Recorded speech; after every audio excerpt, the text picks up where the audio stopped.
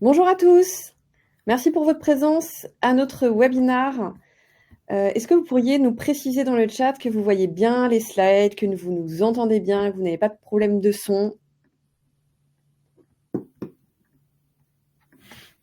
C'est OK, super. Merci beaucoup pour vos retours. Donc merci pour votre présence effectivement à ce webinar autour d'un sujet d'actualité, un sujet du moment sur lequel on est beaucoup sollicité ces derniers temps. Donc c'est pour cette raison qui nous semblait essentielle de pouvoir aborder ce sujet et puis proposer des pistes de réflexion donc autour de l'avenir de VMware, est-ce qu'il faut rester, est-ce qu'il faut migrer, quelles alternatives est-ce que les entreprises ont à leur disposition. Donc ce webinaire s'inscrit vraiment dans une série de contenus, de ressources qu'on met à disposition autour justement de la gestion de la modernisation des infrastructures informatiques. Donc on retrouve à la fois des livres blancs autour des sujets sur la digital workplace, le cloud, le DevOps. On a également des livres blancs, des replays de webinars, parce qu'on anime ces typologies d'événements virtuels très régulièrement, à peu près 2 fois par mois. Donc je vous ai mis quelques exemples de contenus que vous avez à dispo sur le site internet, donc sur notre site internet, celui de Synapsys, autour de la cloud migration, de la sécurité dans le cloud, du FinOps, du GreenOps, de l'IA générative, mais il y a aussi plein d'autres sujets. N'hésitez pas à passer un petit coup d'œil sur ce qu'on propose. Synapsys, en quelques mots, donc nous sommes une société de services créée il y a 12 ans et nous sommes vraiment spécialisés dans la transformation des infrastructures IT. Donc on accompagne nos clients, essentiellement grands comptes, tout type de secteur d'activité, à travers donc des missions au forfait ou en assistance technique sur le digital workplace, le cloud, le DevOps, la cybersécurité, la data ou la transformation des systèmes d'information de façon plus générale. On est présent sur 4 pôles géographiques, donc en France, Paris, Lille et Lyon, et nous avons également une antenne à Kuala Lumpur. Donc voilà pour la carte d'identité de Synapsys. N'hésitez pas à nous solliciter ou à voir notre site internet si vous êtes curieux par rapport à nos activités ou nos retours d'expérience. Donc, j'ai le plaisir d'être avec 3 intervenants aujourd'hui, Christophe Liefog, Bastien Roussel et Sylvain Le Souder, qui vont pour ces 45 prochaines minutes, 1 heure, évoquer justement le sujet de VMware. Christophe, quelques mots sur toi? Bonjour à tous, oui, donc Christophe Lefog, architecte cloud chez Synapsys depuis quelques mois maintenant et 15 années d'expérience dans des projets de transformation SI, migration de data center ou projet Move to Cloud et donc voilà, donc quelques années sur des sujets qui gravitent autour de l'architecture, de la direction de projet et de la transformation de manière générale. Merci beaucoup Christophe, tu es un habitué des tables rondes. Bastien? Bonjour à tous, donc Bastien Roussel, je suis ingénieur système et vertu chez Synapsys depuis 2 ans et demi. Donc voilà, je travaille pour des clients grands comptes comme des PME sur des sujets de virtualisation et de gestion de cloud privé. Donc tout l'univers VMware, je connais plutôt bien. Donc voilà. Merci beaucoup Bastien et Sylvain. Donc bonjour à tous, moi je suis Sylvain Le Souzer, ça fait à peu près 1 an que je suis chez Synapsys et je suis architecte cloud alors à la fois privé et public, d'où ma présence sur ce webinaire. Voilà. Merci beaucoup Sylvain, pareil, un habitué des tables rondes. Donc le sujet qui nous rassemble aujourd'hui, l'avenir de VMware, faut-il rester, faut-il migrer, quelles alternatives, quelles solutions, comment comprendre un petit peu ce qui se passe en ce moment et quelle suite donner finalement à toute cette histoire. N'hésitez surtout pas à poser vos questions dans le chat ou dans l'onglet questions si vous voulez les poser de manière plus confidentielle, d'une certaine manière. On prendra chacune des questions, on y répondra en live, enfin les experts y répondront en live. Donc voilà, n'hésitez surtout pas ou à nous partager un petit peu vos convictions, votre avis sur le sujet. Voilà, c'est vraiment collaboratif. Donc le chat est fait pour vous. Donc, est-ce que, Christophe, tu pourrais nous rappeler un petit peu justement le contexte dans lequel on se Tout à fait. L'objectif justement de cette table ronde-là, c'est de vous rappeler et de répondre à ces questions-là. Alors la réponse est, vous vous doutez bien, elle n'est pas binaire. C'est pas oui il faut migrer ou non il faut pas migrer. Il y a beaucoup plus de réflexion qu'il faut avoir, et c'est ce qu'on va vous décrire aujourd'hui. Avant de rentrer dans ce niveau de détail, il serait intéressant de rappeler la genèse de VMware. VMware a quand même plus de 25 ans, fondé un peu avant les années 2000, tout au début justement de l'effervescence de la virtualisation. Moi, lorsque j'ai démarré en 2005, c'était vraiment dans les tendances. Tout le monde voulait effectivement virtualiser pour limiter ses coûts, mais il n'y a pas que limiter les coûts. Aujourd'hui, la virtualisation a apporté de nombreux autres avantages. Et comme toute entreprise qui fonctionne, elle subit, elle profite effectivement du marché pour acquérir de nombreuses sociétés. Aujourd'hui, VMware, entre justement 98 et aujourd'hui, je pense qu'il y a eu 7 ou 8 acquisitions, mais elle a également subi des rachats. On a eu le première acquisition par EMC qui a ensuite été fusionné avec la partie Dell. Et là, dernièrement, et c'est le sujet du moment, l'acquisition par VMware. Donc, c'est ce sujet-là qui nous anime aujourd'hui, puisque les impacts sont assez conséquents. Et donc, c'était tout l'intérêt de vous présenter les différents éléments associés à cette acquisition. Et donc VMware, effectivement, est un leader technique depuis plus d'une vingtaine d'années et propose beaucoup de solutions. Donc c'est le premier acteur qui a mis en place les premières briques de virtualisation il y a un petit peu plus de 25 ans. Le premier acteur privé. En parallèle de ça, on avait déjà des initiatives un peu plus open source telles que KVM et QEMU qui sont un tout petit peu plus anciennes. Mais par contre, en termes d'entreprise, c'est vraiment le leader incontesté puisqu'en termes de virtualisation, il a presque 80% de part de marché. Et donc VMware se compose de nombreux composants. Et ces changements qui vont être présentés sont très impactants dans vos systèmes d'information. Donc après les différents changements qu'il y a eu, donc il y a eu la disparition des licences gratuites de SXI, qui fait un gros bouleversement au niveau de la connaissance au niveau des utilisateurs, dans le sens où SXI était là pour permettre aux administrateurs de découvrir le produit. Ensuite, l'offre packagée a été, ils ont revu tout leur parcours catalogue sur une offre packagée, donc avec VCF, pour pouvoir faciliter les achats chez eux. Ce qui a aussi changé tout ce qui est des coûts, dans le sens où, vu que maintenant il n'y a qu'une seule offre, donc on est obligé de tout prendre, donc le coût n'est plus le même. Et aussi, ils ont revu tout leur parcours partenaire, dans le sens où tous les partenaires historiques ont été revus et revalidés. Donc beaucoup de sociétés qui étaient partenaires historiquement ne sont plus partenaires, et d'autres ont pu avoir profité de ces nouveaux partenariats, par exemple comme OVH qui a conforté son partenariat avec VMware pour leur offre VMware hébergé. Donc voilà, je pense qu'on peut passer à la slide d'après. S'il te plaît, Nathalie. Et c'est vrai que Christophe, tu parlais beaucoup d'un climat un peu anxiogène aussi, qui s'installe notamment à travers les médias. Oui, totalement, oui. Là aujourd'hui, et c'est ce qu'on va décrire juste après, je vais faire un peu de teasing, mais et je pense qu'aujourd'hui, si vous êtes connecté, c'est pour avoir quelques tips, c'est les bonnes pratiques, et à quel moment vous devez vous poser ces questions-là. Et si vous êtes connecté aujourd'hui, vous avez fait le bon choix, parce que si vous vous posez les bonnes questions.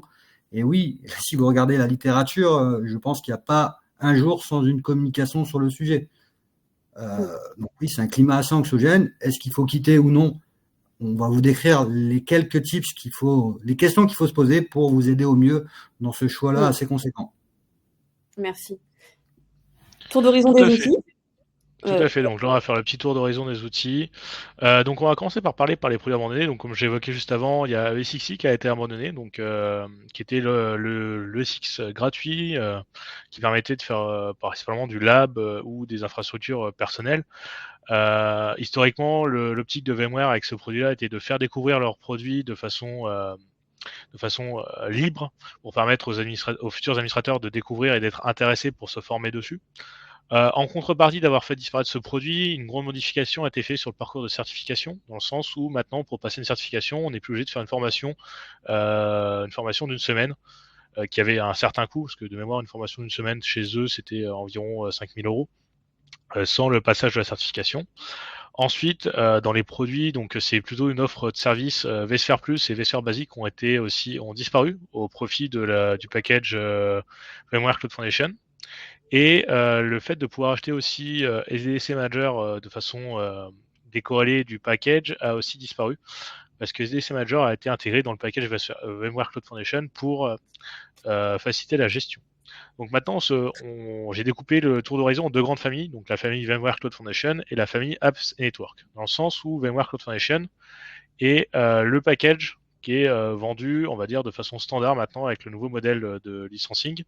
Donc avec dedans la partie vSphere, donc qui est tout simplement l'hyperviseur, donc le SXI, et aussi le SIX et aussi le vCenter. Ensuite, il y a aussi les licences pour le vSAN, donc qui est le stockage local partagé entre les nœuds, qui permet d'avoir du stockage de façon assez facile sans avoir une baie de stockage spécifique à côté d'un constructeur et une infrastructure SAN. Nous avons toute la partie NSX, donc NSX qui est la partie virtualisation du réseau, qui peut servir à la fois juste pour la virtualisation, mais aussi pour tout le data center. NSX permet de décorréler tout le réseau et d'avoir une gestion centralisée.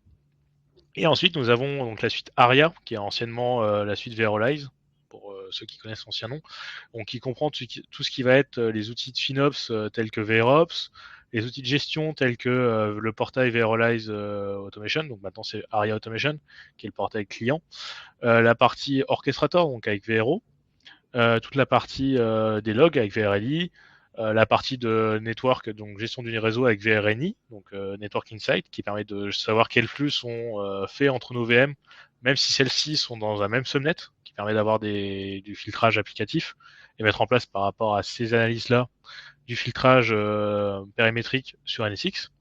Et ensuite, donc, on va passer à la deuxième famille, qui est la famille Apps et Network, dans le sens où dans cette famille-là, il y a beaucoup de produits qui étaient historiquement dans les packages, par exemple NSX, avec AVLB, qui était la solution de load balancing, qui a été sortie d'NSX pour avoir une solution dédiée. Mais ils ont aussi sorti des choses spécifiques au monde des applications, dans le sens où, par exemple, il y a Tanzu, donc Tanzu qui est en fait la solution de Kubernetes de VMware. Ensuite, nous avons aussi la solution Horizon, qui est la solution de VDI, donc de poste de travail distant, qui permet de mettre à disposition des applications avec des clients lourds à distance sans que les utilisateurs aient besoin d'avoir un PC qui supporte cette application lourde ou d'avoir un parc de PC avec des applications lourdes à gérer qui sont potentiellement capricieuses, alors que là, on met juste sur un VDI et VDI, s'il ne fonctionne plus, on le recrée d'un clic. C'est gros avantages. Donc après, on a la partie AVLB, qui est la partie load balancer, qui était historiquement dans NSX, qui a été sortie pour pouvoir avoir une gestion plus granulaire dessus. Et la partie VDFunt, donc VDFunt qui est avec la partie Firewall, et la partie Advanced Threat Protection, donc l'IDS, qui permet aussi de faire de la sécurité. Tout ça pour dire qu'au final, VMware, dans sa globalité, est là pour quasiment gérer un data center complet. Avec toutes les solutions, ça fait vraiment tout un SI. Après, sur beaucoup de sociétés, on va voir que du vSphere, on peut potentiellement croiser du NSX, mais ça peut s'adapter à quasiment tous les besoins dans la globalité. Voilà. Ok, merci beaucoup Bastien. Je ne sais pas si Sylvain, tu veux compléter ou Christophe. Sinon, on peut passer aux questions à se poser. On a un tour d'horizon très très complet. Effectivement, pour insister sur un point, VMware est généralement vu comme un système d'exploitation pour data center et il permet de gérer énormément de choses au sein de son data center. On voit qu'on a de la partie virtualisation, du stockage, du réseau. C'est quand même des choses qui sont très très très très prégnantes dans un système d'information, global. Ok, merci beaucoup. Quelles questions se poser justement à ce point d'étape-là? Alors justement, sur la partie VMware, ce que je disais juste avant, c'est que VMware peut avoir une empreinte très très forte dans son système d'information. Donc il peut avoir une empreinte très forte à deux niveaux. Le premier niveau, ça va être essentiellement au niveau des coûts, à savoir quelle est la part du coût de VMware que l'on a au sein de ses propres factures et de ses propres partenaires qui sont utilisés au sein de son système d'information. C'est là qu'il faut faire très attention aussi à savoir d'où on part en termes d'usage de VMware. Je parle bien de la partie coût et aussi sur la partie empreinte technique. Comme je l'indiquais aussi juste avant, VMware est capable de gérer du réseau, est capable de gérer aussi du disque en mode bloc. Et donc, ce sont deux briques très, très, très importantes au sein d'un système d'information. Ce faisant, elles sont très centrales et est-ce qu'elles sont utilisées ou pas, ça va être une question qu'il va falloir se poser. Donc on a vraiment deux aspects, un aspect qui est un peu organisationnel et beaucoup coût, et un autre aspect qui va être extrêmement technique, savoir si VMware est présent très profondément au sein de son système d'information, ou si au contraire il est un petit peu plus en surface et il sert uniquement à gérer de la virtualisation. Et donc ça se fait à travers une forme d'audit à un moment ou à un autre pour savoir si on va être capable ou pas de se défaire petit à petit de l'ensemble des fonctionnalités. Alors ce qu'expliquait Bastien juste avant, c'est ça qui est très intéressant, c'est que comme maintenant VMware est vendu comme étant un seul et unique package, on peut plus découper les morceaux que l'on avait, donc on peut plus avoir une partie réseau qui est gérée par VMware et puis éventuellement une partie virtualisation de machines qui est gérée par une autre brique. On verra un peu plus loin ce qu'on peut avoir. Donc c'est cette partie-là qui est anxiogène dans ce redécoupage, c'est que avant on avait des outils qu'on pouvait prendre de manière décorrélée, ça n'est plus le cas. On est obligé d'acheter une suite entière et donc d'avoir toute une infrastructure qui vient d'un seul tenant. Alors c'était pratique parce que ça permettait d'être un peu indépendant. Maintenant, l'offre est simplifiée, c'est plus simple pour les clients, mais par contre, quand on veut faire des choses un peu compliquées, c'est plus possible. On est obligé de se marier à un moment ou à un autre avec le fournisseur. Et donc, la question qu'on va se poser derrière aussi, c'est quels sont les outils au sein de VMware que l'on utilise et quels sont les autres outils qui sont éventuellement utilisés pour faire la même chose. Juste m'excuser, je vois une grosse coquille. C'est pour ça, c'est la joie du live et des modifications de dernière minute sur l'empreinte de VMware. On a changé de phrase. Pardon, excuse-moi, Sylvain, je préférais le mentionner. Ah ok, pardon. Et donc sur les autres outils de VMware, donc on a des outils qui peuvent fonctionner en parallèle de VMware, et donc à voir si on doit mettre un plan de formation ou pas des équipes pour qu'elles montent en compétence sur les outils qui fonctionnent déjà en parallèle de VMware. Donc voilà, pareil, ça fait partie de ces choses qui sont à la fois sur le plan organisationnel et sur le plan technique. On a vraiment deux grandes typologies de questions à se poser. Et puis on va pouvoir repartir avec Bastien sur les fonctionnalités. Et avant de parler des fonctionnalités, il y a une question intéressante sur les impacts, sur ce qu'on se disait là en premier slide. Un autre impact concerne le remplacement des licences perpétuelles par une politique d'abonnement. A-t-on des détails sur comment se déroulera cette transition ? Alors pour le moment, Broadcom est pas très loquace sur le sujet. Ils ont annoncé qu'ils allaient modifier les licences perpétuelles en abonnement, mais on ne sait pas exactement de quelle manière ça va être effectué. Pour le moment, les grandes entreprises qui ont des contrats avec VMware laissent courir le contrat jusqu'à échéance, mais on n'a pas encore d'informations très détaillées sur la manière dont Broadcom va mettre en place des licences par abonnement sur VMware. C'est aussi ce qui participe au climat anxiogène. On ne sait pas à quelle sauce on va se faire manger. Merci, Sylvain. Il y a juste une information quand même qui est plus ou moins parfois partageable. C'est tant que vous avez votre contrat de maintenance qui arrive à échéance, vous gardez effectivement ce contrat-là de maintenance et c'est au moment où il arrive à échéance que vous arriverez sur le nouveau modèle. Donc effectivement, on passe vraiment d'un modèle d'investissement CAPEX à un modèle OPEX qu'il faut anticiper. Et aujourd'hui, la trajectoire qui est pressentie, c'est celle-ci. Si vous avez un contrat de maintenance qui expire dans 2 ans, il faut prévoir que dans 2 ans, vous devrez changer de modèle. D'accord, merci beaucoup. Tout à fait. Et pour parler d'un contexte client dans lequel je suis actuellement, les licences perpétuelles qu'on disposait au niveau du client, vu qu'elles n'avaient plus de contrat de support au moment de la migration vers Broadcom, ont totalement disparu. Et quand on a évoqué le sujet avec notre commercial de compte, il s'est avéré qu'en fait, les licences sans support étaient tout simplement invalidées officiellement. Alors, ils savent pas si ça va changer dans les mois à venir, mais voilà, c'est quelque chose qu'il faut faire attention, c'est que si vous aviez des licences perpétuelles sans support, quand le portail a été migré de VMware à Broadcom, elles ont disparu. C'est pour ça qu'ils avaient fait une campagne de mail en disant pensez à exporter vos licences, Parce que si vous demandez au commercial de compte que vous avez ou votre revendeur, il sera incapable de les récupérer côté du portail. Elles ont totalement disparu. D'accord, merci. Ce petit point. Donc les fonctionnalités de VMware utilisées, je te laisse continuer les questions à se poser en amont du projet. Bastien, il me semble que... Oui. Donc les fonctionnalités, en fait, c'est comme l'évoquait Sylvain, c'est un audit qu'il faut réaliser en interne. Vu que VMware est, on va dire, assez répandu, il y a beaucoup de fonctionnalités qu'on peut utiliser et d'autres non. Je pense par exemple, si je prends tout simplement l'hyperviseur au niveau des machines virtuelles, on peut mettre des TPM virtuels, donc des composants de sécurité dessus, mais je sais que certaines sociétés n'utilisent pas du tout, d'autres c'est un prérequis pour leur VM, pour les impacts, pour les applications.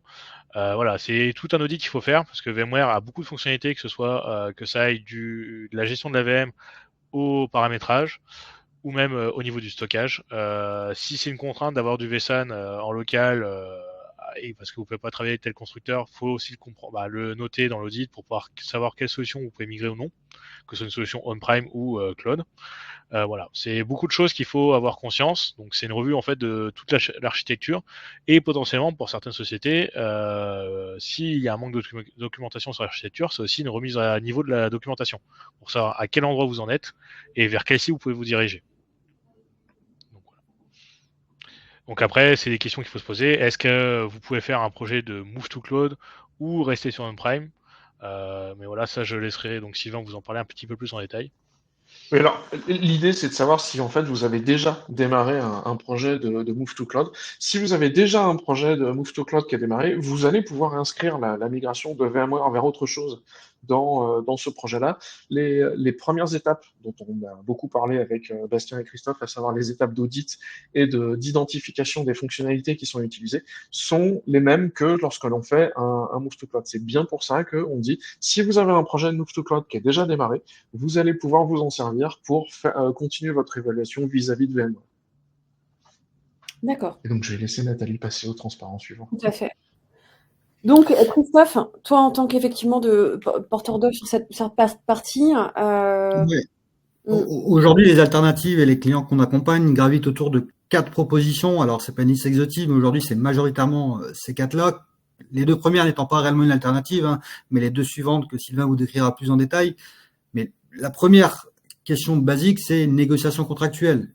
Votre abonnement expire dans 6 mois. Bon, bah voilà, je pense que vous êtes déjà dedans. Mais même si c'est dans 2 ans, on va le décrire juste après, hein, c'est pas des projets c'est des projets assez conséquents qui prennent du temps, entre 18 et 24 mois. Donc, même si vos abonnements expirent dans 24 mois, il faut déjà dès maintenant démarrer la négociation contractuelle. Ça, aujourd'hui, les clients qu'on accompagne ont déjà démarré cette réflexion-là. De toute façon, aujourd'hui, même les alternatives, il faut toujours challenger les deux.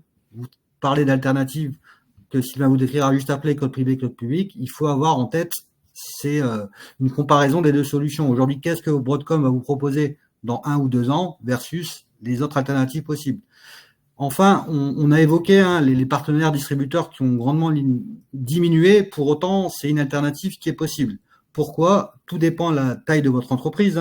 Mais si vous avez 3, 4, 10, 15 licences versus 100 ou 150 licences, vous doutez bien que la négociation avec VMware n'a pas le même impact.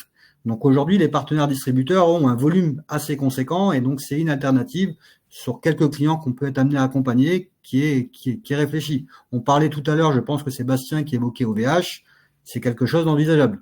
Donc aujourd'hui, les 2 alternatives que je vais présenter, à savoir négociation contractuelle, partenaire, doivent et peuvent être parallélisées avec les 2 suivantes que Sylvain va vous décrire. Donc la partie... Et donc les 2... Oui, je t'en prie, Nathalie. Non, c'est moi. Et donc les 2 suivantes, c'est du passage à du cloud. Alors on peut avoir du cloud privé qui existe déjà, ou du cloud public vers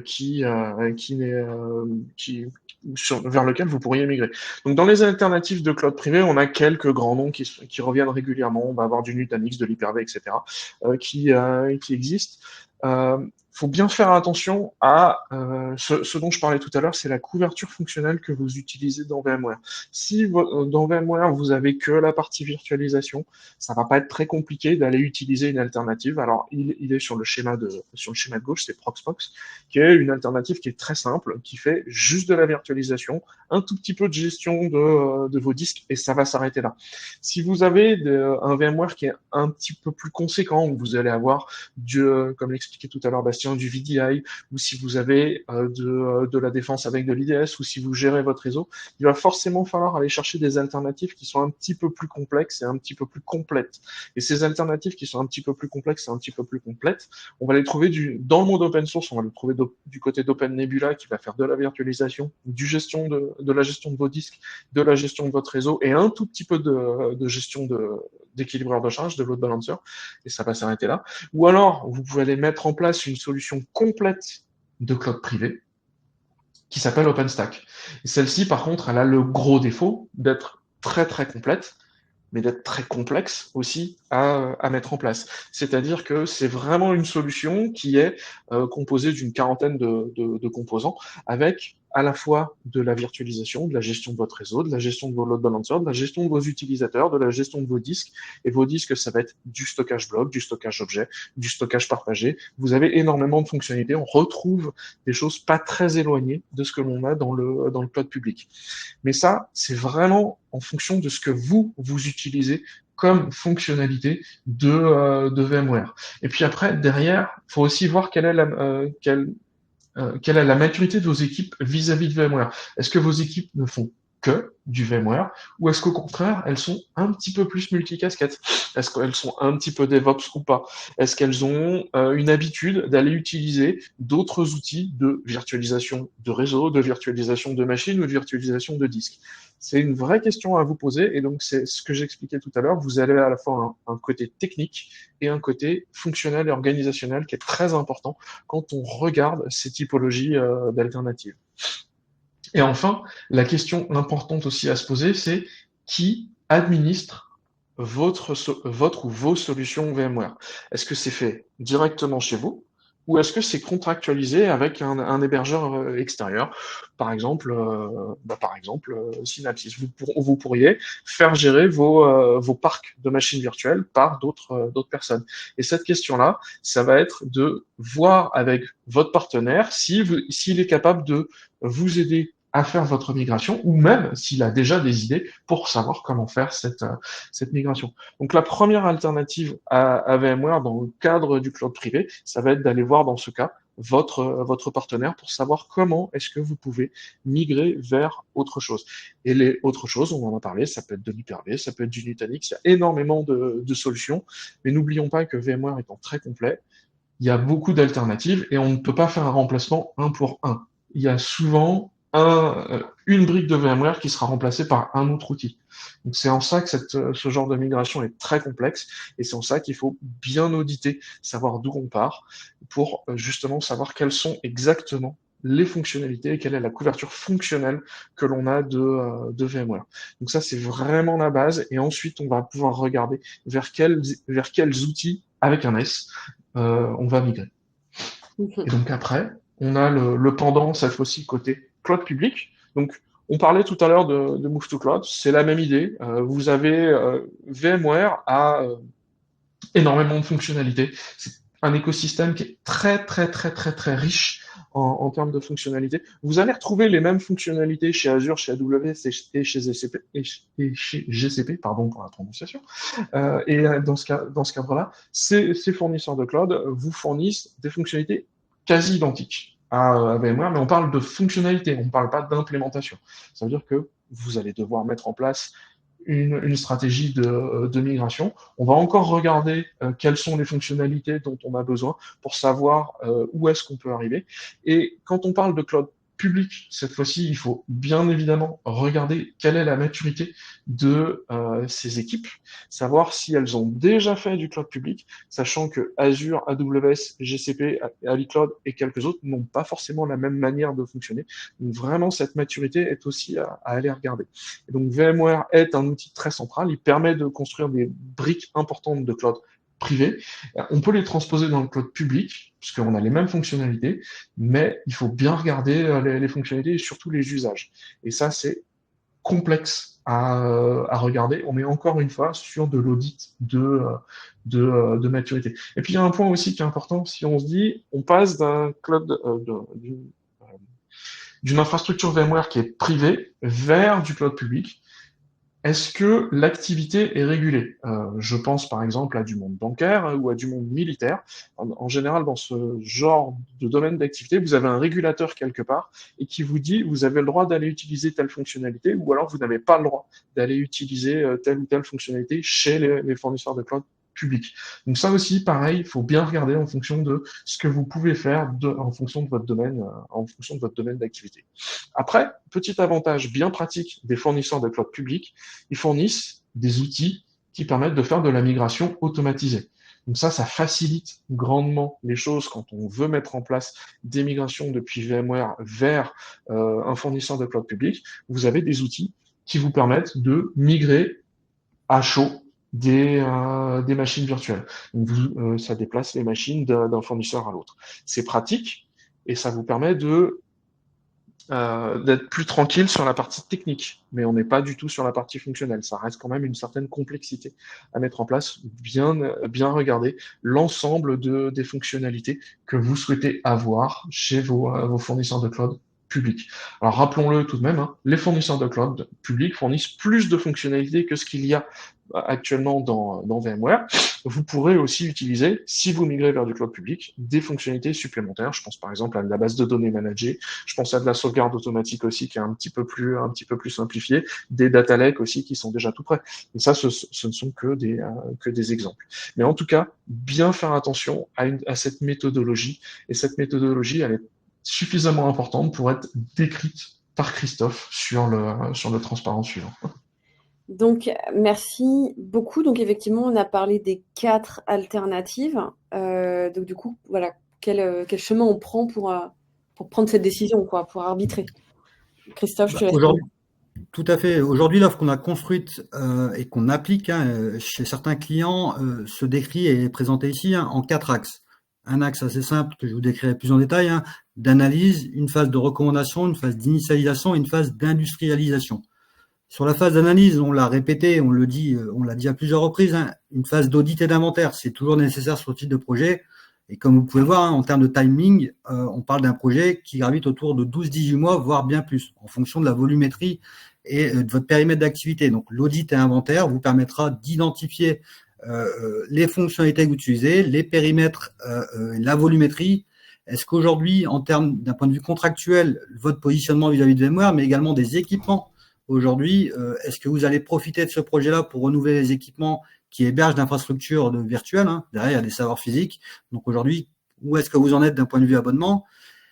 C'est un projet aujourd'hui à faible ROI. Est-ce que vous avez une capacité à profiter et en générer des opportunités? On évoquait Proxmox, qui est une solution open source, où potentiellement vous aurez moins de vendor locking. Ça peut être une opportunité. Je ne dis pas que c'est la solution à tout, mais c'est des questions sur lesquelles on va se poser. Donc ça, c'est les premiers éléments qu'on travaille avec nos clients, une phase d'analyse.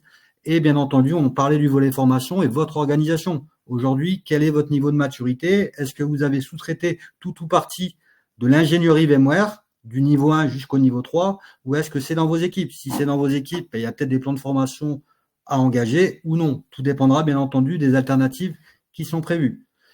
Ensuite, il y a une phase de recommandation. Donc là, on va analyser tout l'audit et tout l'assessment qui a été mené précédemment pour se dire aujourd'hui, voilà votre état des lieux, voilà les localisations de vos infrastructures. Vous êtes multi-data center, multi-pays, vous avez des contraintes réglementaires.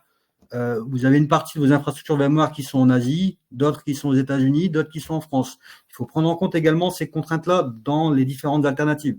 Certains choix sont pertinents en Union européenne, d'autres le sont peut-être moins en Asie ou aux États-Unis. Enfin, ce qu'on construit et qu'on accompagne, c'est une matrice de décision et d'arbitrage. L'idée, c'est de se dire, voilà les avantages et les inconvénients de tel choix, de tel et tel choix, sachant que, je rappelle, dans les alternatives, il y a toujours une réflexion qu'il faut avoir, parce qu'il faut comparer. Aujourd'hui, peu importe la décision finale, il faut quand même avoir une vision et un comparatif des différentes alternatives. Et l'une des alternatives évoquées, c'est le coût de VMware. Parce qu'aujourd'hui, je pense que si vous êtes connecté ici, c'est que vous utilisez VMware. Peut-être que depuis 1 an ou 2 ans, dans ces cas-là, votre empreinte est limitée. Peut-être depuis 10 ou 15 ans.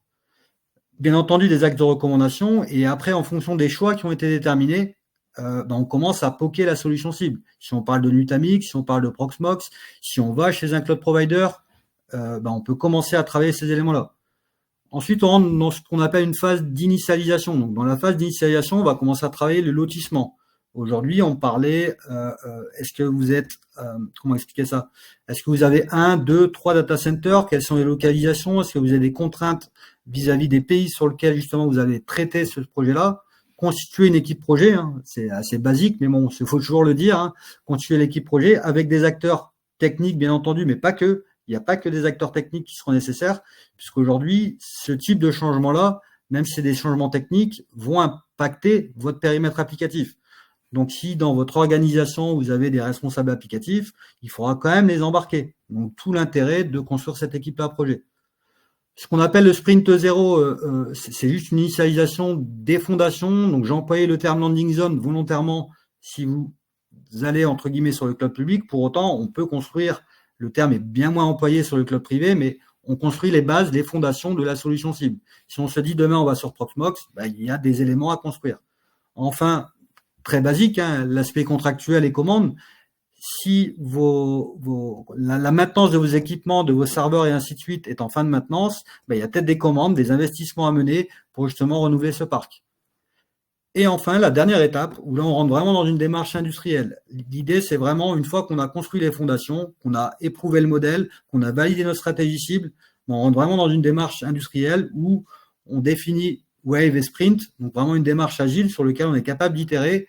Est-ce que le premier élément, c'est de se dire, bon voilà, on va d'abord traiter la France, on va d'abord traiter tel data center, et après on itère sur une phase d'automatisation. Donc j'ai employé les deux termes AMF, donc, qui veut dire Application Migration Factory, ou Virtual Machine Migration Factory.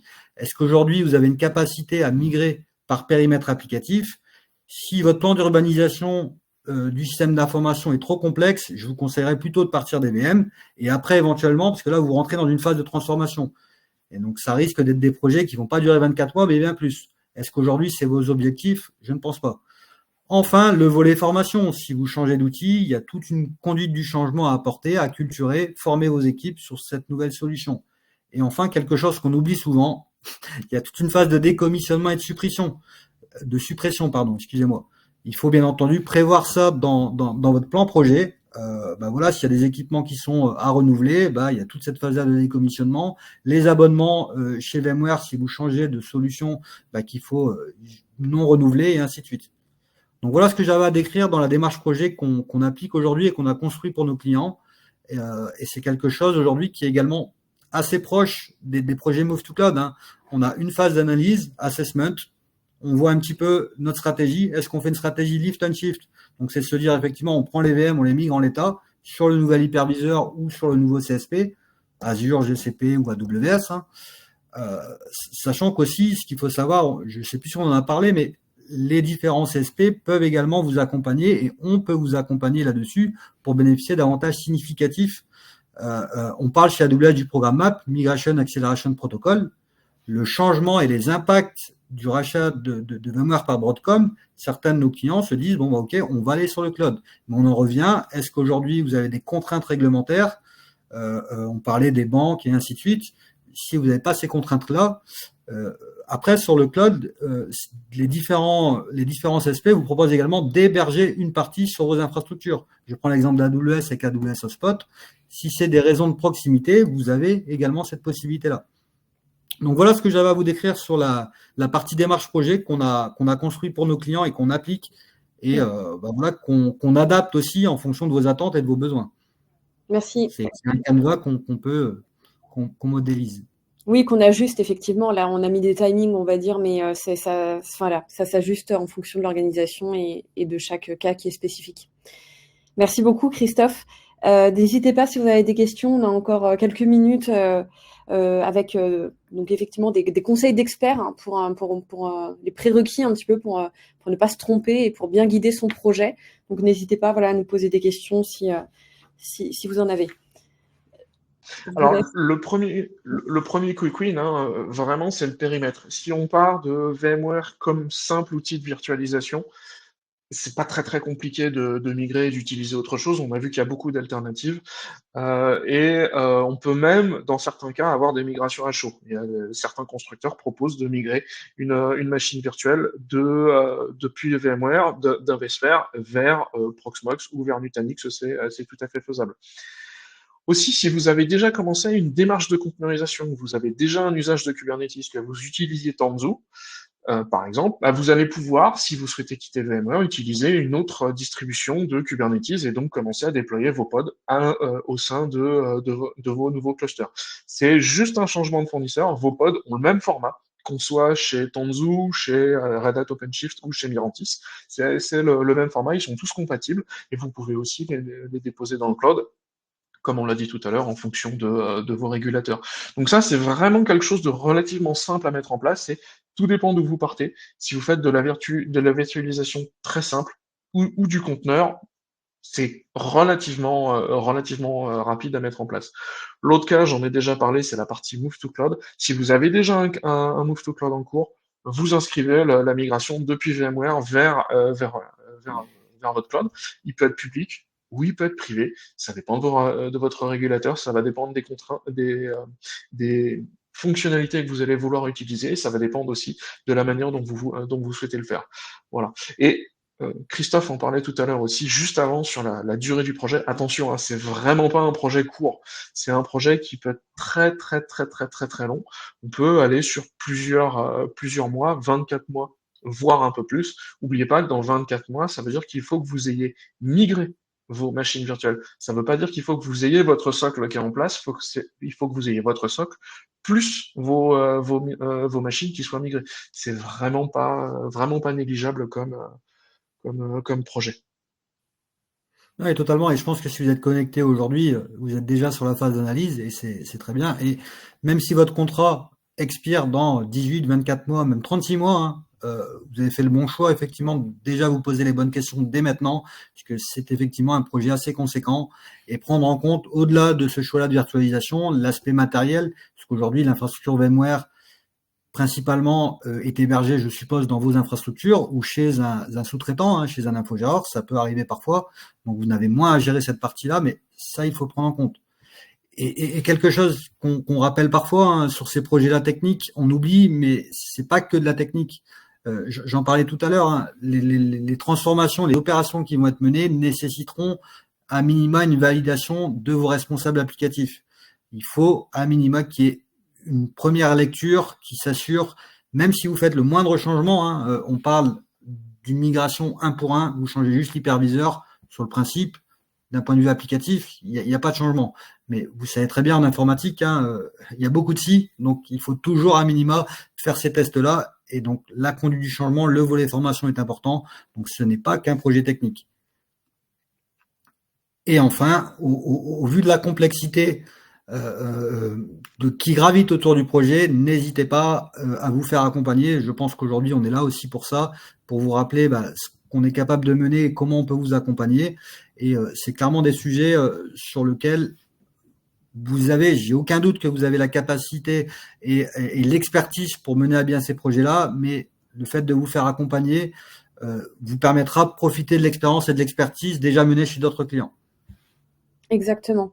Et d'ailleurs, on est beaucoup sollicité là-dessus. N'hésitez surtout pas, on peut très bien, et c'est ce qu'on vous proposera, organiser un call après cette session pour justement répondre à vos questions, approfondir les échanges sur votre cas, on va dire, spécifique. Donc, on a vraiment toute une équipe derrière qui est vraiment disponible pour vous accompagner. Et c'est ce que présentait aussi tout à l'heure Christophe au niveau de cette méthodologie un petit peu packagé d'une certaine manière. Enfin voilà, quelque chose sur lequel on a vraiment travaillé qui vous permette de guider pas à pas un petit peu ce pivot, quoi, ce changement potentiel qui va arriver. Merci beaucoup, Christophe, Sylvain, Bastien. Est-ce que vous avez des choses à compléter, à ajouter avant de mettre fin à cette session ? Pas d'autres éléments me concernant, hein. Je pense qu'on a été assez complet. On vous a décrit des impacts potentiels, de la méthodologie qu'on applique et aujourd'hui qu'on met en place chez nos clients. Donc juste en synthèse, oui, comme Nathalie a pu le proposer, si vous voulez qu'on organise un autre échange entre guillemets en one-to-one, façon de parler, pour aller plus en détail, n'hésitez pas. Ce sera avec Christophe que vous échangerez. Oui. J'ajouterais juste qu'on a à la fois des spécialistes techniques. Bastien en est un très bon exemple, et on a aussi des spécialistes sur l'organisation. Christophe en est un autre exemple. Voilà, donc on a les deux chez Synapsys. Merci, en tout cas, merci à tous les trois pour votre présence. Effectivement, c'était très agréable de vous avoir et vous vous complétez bien tous ensemble. Merci à tous, surtout pour votre présence. Vous avez été nombreux aujourd'hui, effectivement, à vous connecter, donc on voit que c'est un sujet qui anime. Voilà, n'hésitez surtout pas à nous contacter, à nous solliciter dans les jours à suivre. On prendra vraiment le temps de vous aiguiller et de comprendre, d'aller un peu plus dans le détail par rapport à vos problématiques. Merci à tous et bonne journée. Merci Bastien, Sylvain et Christophe. Merci beaucoup. Merci, bonne journée. Bonne journée, au revoir.